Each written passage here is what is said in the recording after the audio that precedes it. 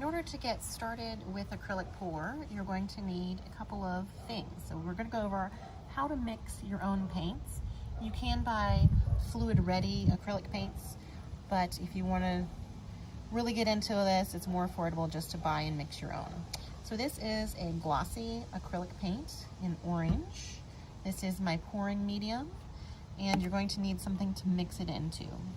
So either a squeeze top bottle or a cup if you're only doing a little bit. A squeeze top bottle lets you save what you're mixing with. So first we're going to start with our paint. And of course you want to read the directions on the back and decide how much of a ratio. Do you want a 1-to-1, or do you want a little more pouring medium or a little less? It's really on how big of a project you're doing and how liquidy you want your paint to be. So we're going to pour some paint in here.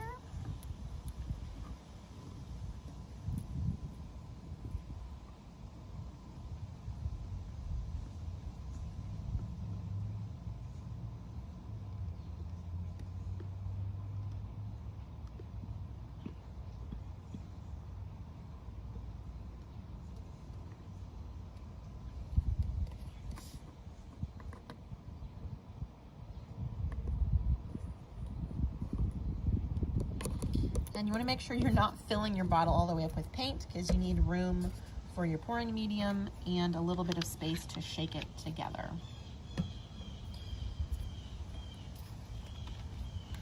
Acrylic pours are a lot of fun. They're very easy and kid-friendly to do. They can be a little messy, so you might make sure that you're using some sort of drop cloth underneath your artwork and on the floor.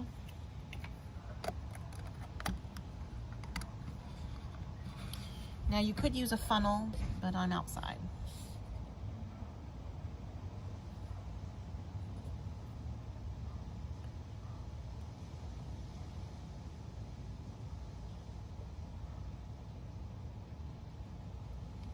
And then we're going to add this on.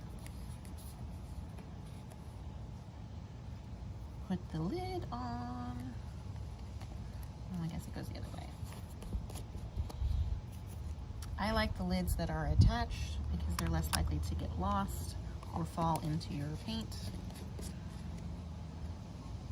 But however you want to do it. And then just shake.